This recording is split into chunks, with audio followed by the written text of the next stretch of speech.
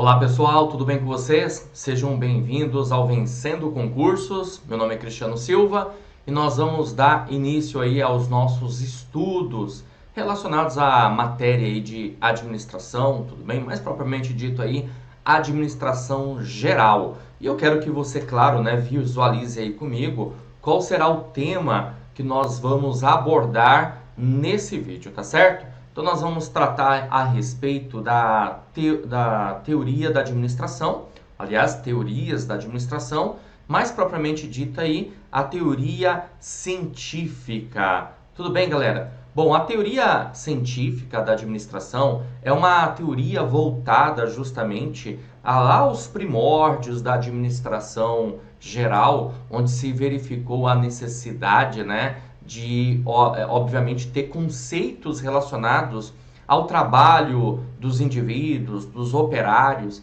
E aí apareceu um camarada, né, posso dizer assim, muito importante nisso tudo, chamado Frederick Winslow Taylor, que trouxe excelentes recomendações a respeito da administração e como que as organizações, né, para a época, precisavam agir para ter, evidentemente, resultados satisfatórios, ok? Então é isso que eu quero mostrar aqui para você. Quero que você acompanhe aí comigo. Vamos lá, então. Bom, galera, então nós estamos aí, ó, teorias da administração, teoria científica, tá certo? Nós vamos tratar a respeito desse assunto sobre as abordagens clássicas, clássica, burocrática e sistêmica da administração.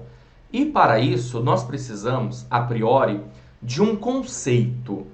O conceito aqui é sobre administração. O que é administração? Então, a administração, pessoal, ela é considerada uma ciência, como você está vendo aqui, ó.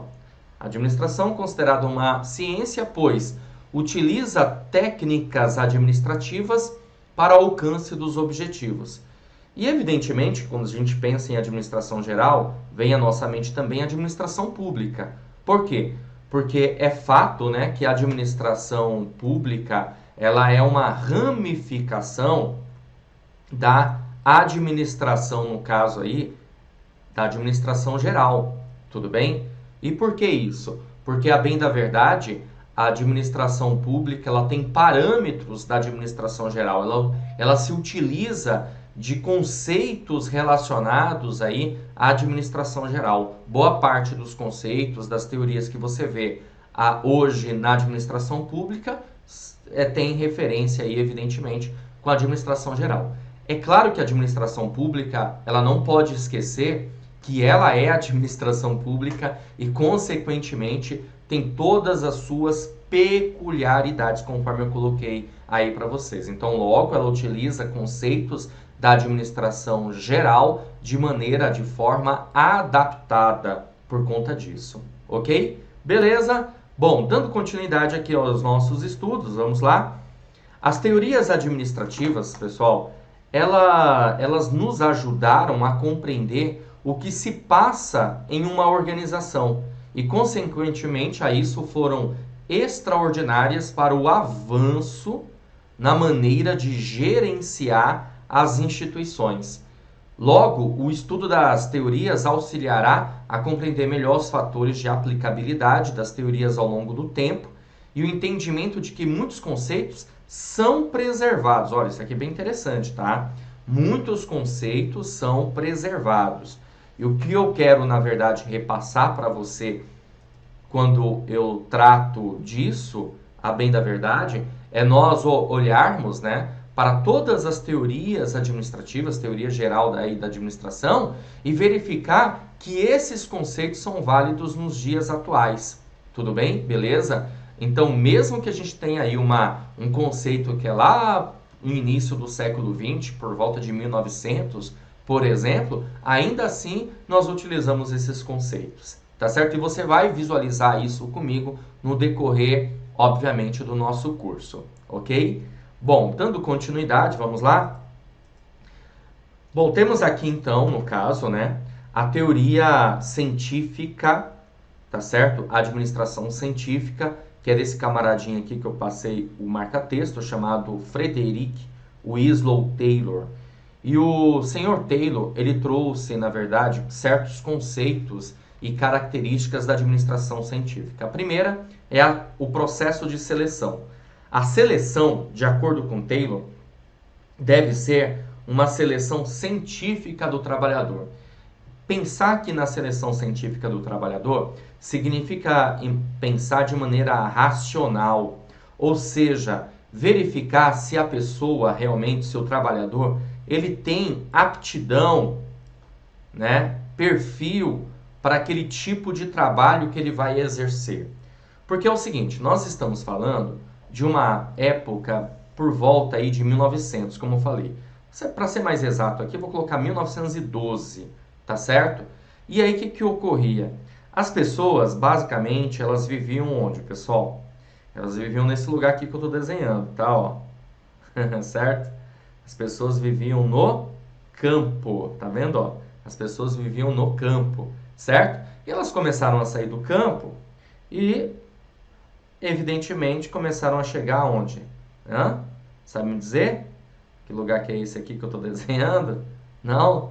Elas começaram a chegar nas cidades, ok? O desenho não ajuda muito não, né? Ó, nas fábricas, aqui são as fábricas, tá? E aí o camarada, ele estava acostumado aqui no campo a trabalhar com a lavoura, né? Beleza? Com a agricultura, ok? Com plantio, tudo bem? Beleza? Aí ele chega lá na cidade e se depara com o quê? Com fábricas, indústrias. E evidentemente que ele não está preparado para trabalhar nesse lugar. Ou simplesmente o que ocorria era o seguinte, pegava o camarada aqui e jogava ele em qualquer setor, departamento, área de produção e falava assim, ó, você pode trabalhar aí.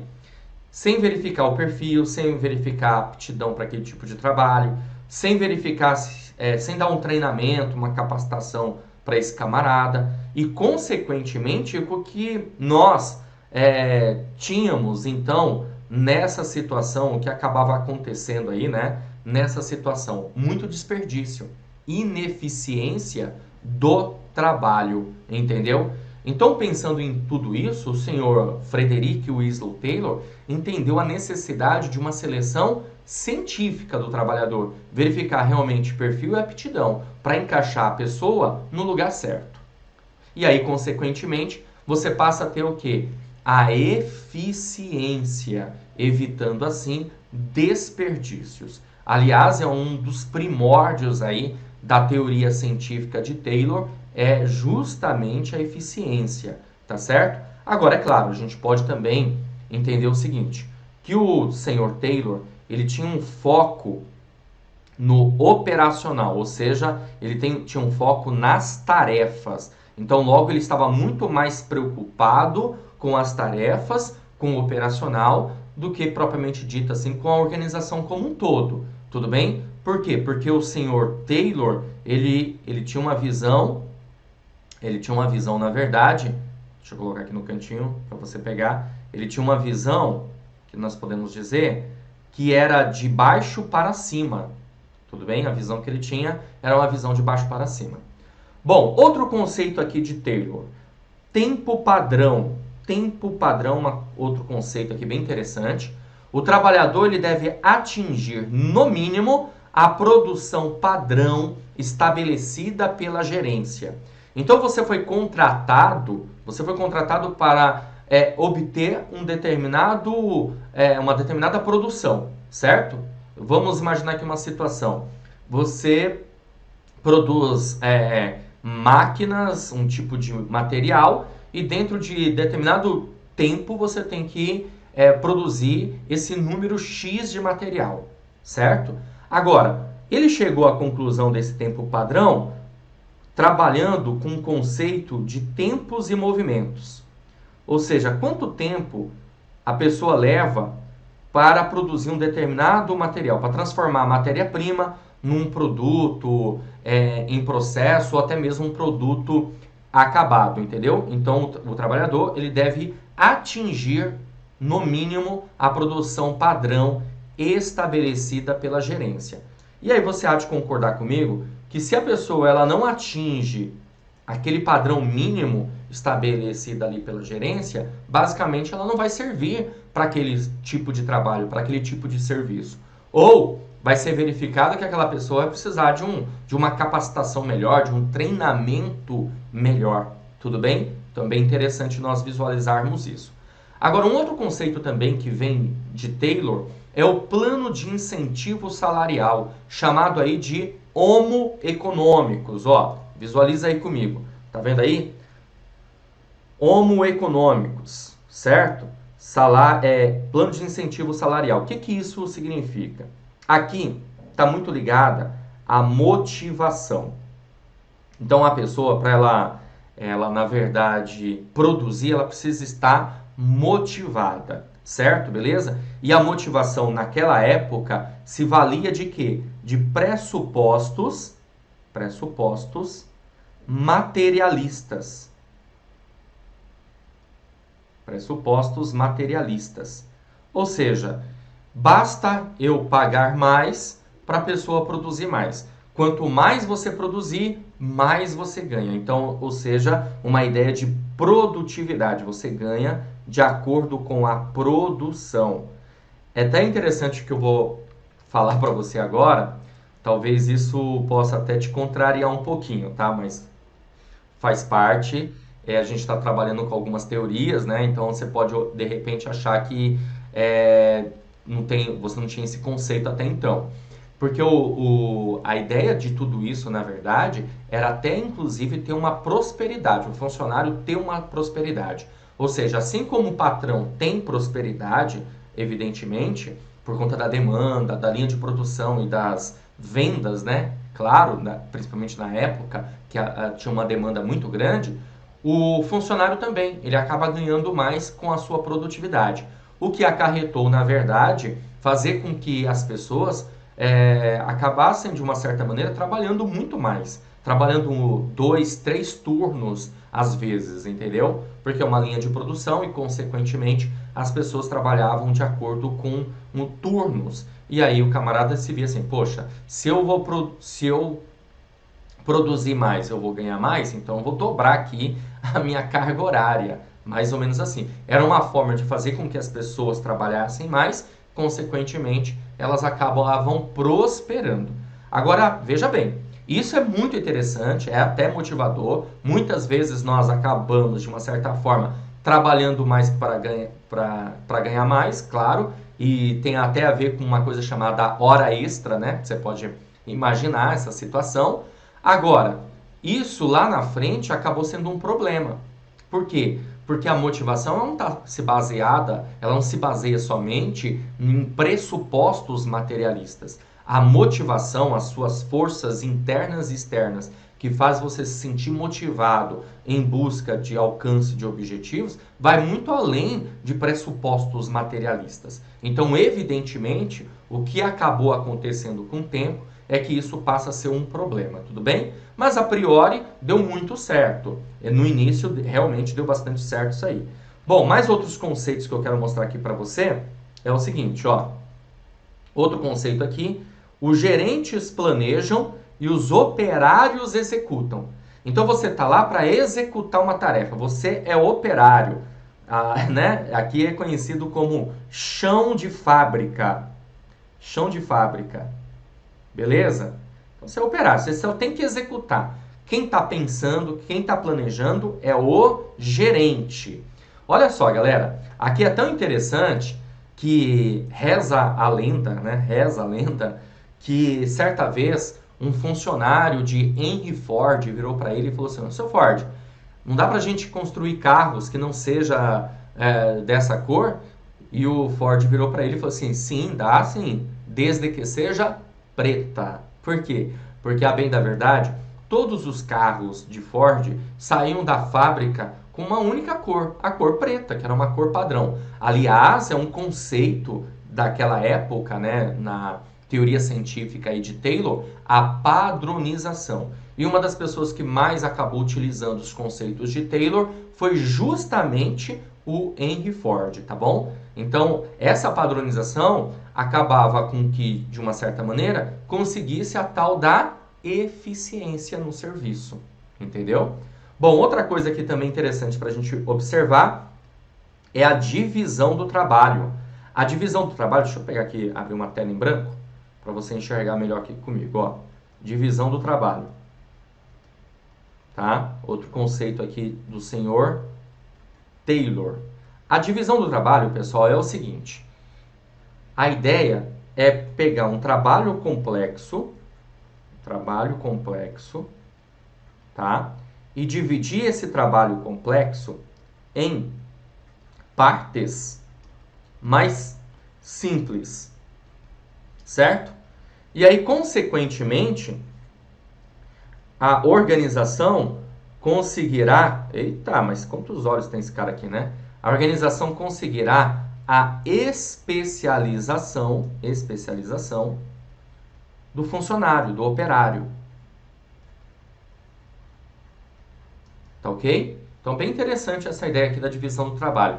E é o que a gente vê muito, na verdade. Ó, se você parar para pensar, veja bem, numa linha de produção, a pessoa ela não vai, na verdade, fazer tudo, né? Ela, na verdade, cada um vai fazer uma coisa. Você já viu linha de produção? Por exemplo, aqui, linha de produção dos automóveis, né, das montadoras de veículos. Cada operário faz uma coisa. Um vai se preocupar, obviamente, com a parte da montagem da carcaça. O outro vai se preocupar com a montagem do motor. E assim por diante. Vai uma linha de produção, certo? Essa linha de produção acaba fazendo com que cada funcionário faça uma coisa. Tá vendo aqui meu celular? Não sei se você consegue enxergar daí, acho que sim, né? Bom, aqui meu celular, imagina a linha de produção, cada funcionário vai se preocupar com uma coisa. Um vai se preocupar com a carcaça, o outro vai se preocupar com a placa, o outro vai se preocupar com a tela e assim por diante. Então você passa a ter aí uma especialização do operário, consequentemente isso vai fazer com que a linha de produção seja muito mais rápida. É bem interessante essa ideia, esse conceito, tá? Bom, o que mais que nós temos aqui? Vamos ver. Olha só. Uma coisa interessante, né? Eu tenho aqui também, ó, supervisão. Voltando aqui pro slide. Ó, supervisão. Veja bem, é preciso ter alguém supervisionando o trabalho dos demais. E isso me chama a atenção em que sentido? Até hoje a gente pode ver que boa parte das empresas, né, das organizações, elas têm essa ideia da supervisão, de você ter um supervisor, um encarregado. Para pensar, né, nessa situação. Nas indústrias, né, nas fábricas, você enxerga esse funcionário chamado supervisor. E por que isso? Porque para a época, os funcionários eles eram entendidos como preguiçosos. É isso mesmo, o operário era entendido como preguiçoso. E aí precisava ter um supervisor lá para verificar o trabalho dessa galera, entendeu? Comandando esse pessoal, supervisionando, verificando se ele realmente estava fazendo o trabalho. E aí, essa coisa da ideia da recompensa e da punição. Então, se você produz mais, você ganha mais, mas se você não produz, obviamente, você será punido de alguma maneira, entendeu? Então, é uma situação que ocorre aí na teoria científica de Taylor. Agora veja, essas coisas são bem interessantes. Eu costumo dizer que Taylor tinha uma visão além do alcance, né, para a época, já estava enxergando aí bem o futuro, bem interessante. Porém, obviamente, que nem tudo são flores. Nós temos essas características ótimas da administração científica, mas também passamos a ter alguns certos problemas na teoria aí científica de Taylor, como por exemplo, como eu falei, pressuposto materialista, ou seja, a motivação não está ligada somente a pressupostos materialistas, vai muito mais além. É um sistema fechado, onde não existia uma interação entre as partes. Hoje é um conceito totalmente diferente. Hoje nós temos um conceito que é preciso ter um sistema aberto e não um sistema fechado. Para a época, o sistema era um sistema fechado. Tudo bem? Então, isso, na verdade, passa a ter certas disfunções a teoria científica aqui do senhor Taylor. Tá certo, galera? Show de bola, vamos lá. Vamos dar continuidade, visualiza aí comigo, que eu tenho algumas outras coisas aqui para ver com você. Eu quero agora resolver algumas questões para você ter uma noção, uma ideia, como que o tema já foi abordado em provas de concursos, tá bom? Veja bem, não estou preocupado agora necessariamente com a banca examinadora em si, tanto que nós vamos resolver questões de algumas bancas para você ter uma noção, porque eu quero que você tenha uma noção geral aqui da nossa matéria, tá? Então veja, olha só, essa questão é da Banca CESP, como você pode ver aqui. Ela diz o seguinte: a administração científica é a escola, só deixando bem claro, tá? As teorias da administração são chamadas, tem esse perfil, né, de ser chamada de escola, até porque a administração é uma ciência, tudo bem? Então a administração científica é a escola mais recente nas teorias em administração, sendo a mais adotada nas organizações nos dias atuais. Pessoal, eu não falei das outras teorias para vocês, né? Mas a gente tem várias teorias aí. Nós temos, no caso, teoria científica de Taylor, temos teoria clássica de Fayol, nós temos teoria burocrática, nós temos teoria das relações humanas, nós temos teoria sistêmica, nós temos teoria contingencial e, claro, evidentemente que estudaremos essas teorias, ok? Agora, para pensar. Se eu falei para você que a teoria da administração científica ela é de 1912, lá no início do século XX, e nós estamos no século XXI, não tem um porquê de você marcar isso aqui como certo, você concorda? Porque a questão está dizendo que a administração científica é a escola mais recente, né, da administração, sendo a mais adotada nos dias atuais. Para pensar, se ela é de 1912, quer dizer que de lá para cá ficamos parados em conceitos de administração? Não faz sentido. Consequentemente, a questão ela está errada. Tudo bem? Beleza? Ela não é a mais recente, ao contrário. A administração científica é a escola, é a administração, é a teoria, né, mais antiga, a partir do momento que a administração passa a ser entendida como uma ciência, ok? A administração passa a ser entendida como uma ciência, logo a administração científica é a mais antiga. Beleza? Vamos lá. Temos aqui mais uma questão para resolver.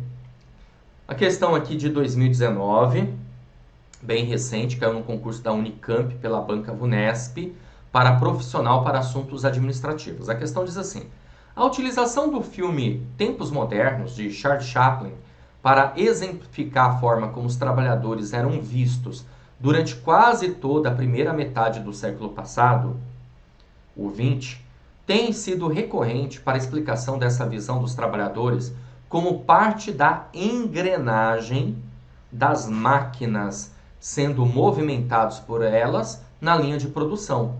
As máquinas é que providenciavam o ritmo e as ações dos trabalhadores.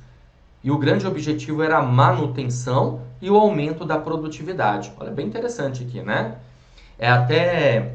Se você com certeza absoluta já assistiu a esse filme, Tempos Modernos aí, de Charles Chaplin, com certeza absoluta, você se lembrou dessa ideia, né? Que as máquinas, elas trabalhavam e o indivíduo ele era entendido como parte da engrenagem, parte da máquina. Então, na verdade, todo o trabalho produtivo era por conta das máquinas e o indivíduo estava lá só para dar continuidade, apertar um botão e assim por diante, certo? Consequentemente, por isso chamado de Tempos Modernos, um filme espetacular aí de Charles Chaplin, que mostra evidentemente como que era a linha de produção da época.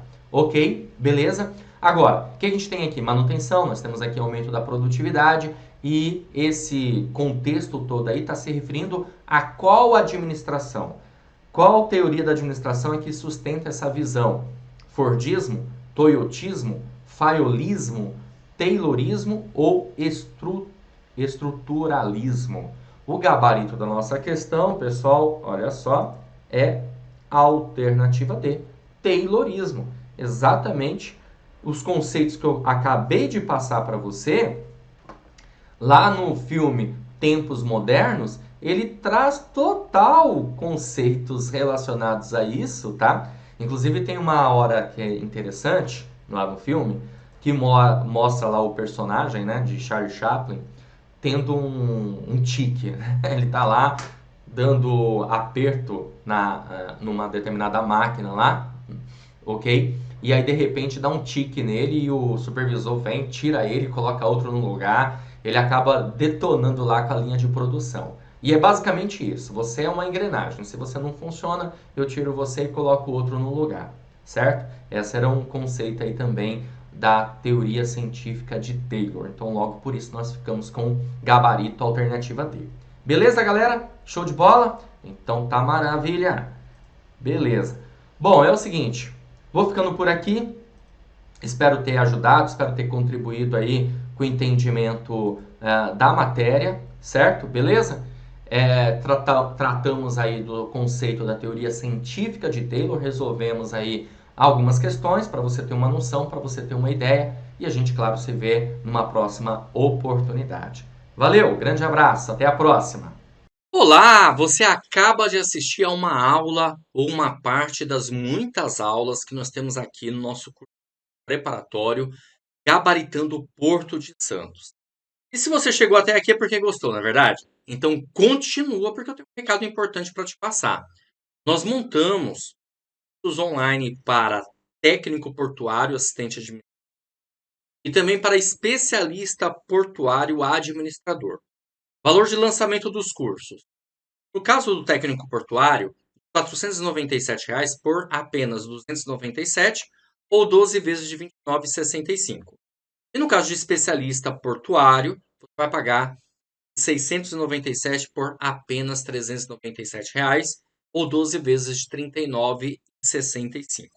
Os links estarão abaixo aí do vídeo, na barra de descrição, na barra de comentários. Você vai clicar, vai ser redirecionado à página dos cursos, seja de um ou de outro. Lembrando que se você for fazer as duas provas para especialista e técnico, não precisa adquirir dois cursos não, tá? No momento que você adquirir o curso de especialista, você também ganha o curso de técnico portuário. Então basta adquirir um. Caso você preste para especialista e queira também prestar para técnico, vão aparecer na plataforma para você os dois cursos preparatórios, certo? Bom, quando você clicar no curso, você vai para a nossa página referente ao curso online que você escolher. Lá você vai encontrar todas as informações necessárias e vai ter um botãozinho lá de comprar, que você vai clicar, vai preencher seus dados, escolher a forma de pagamento. Pronto, vai começar a estudar aqui com a gente no Vencendo com. Caso você tenha alguma dúvida, lá na página do curso, é um chat online. Só você digitar que um dos nossos consultores imediatamente vai atender e vai sanar todas elas. Ou você pode chamar na central de atendimento WhatsApp, tá aí o número 11 97465 6053, ok? Bom, gente, é isso. Ficando por aqui, um grande abraço para vocês. Ó, tô te aguardando dentro da plataforma, tá? Já clica aí no link, já faz a sua matrícula, inicie imediatamente a sua preparação. Valeu, grande abraço e até mais.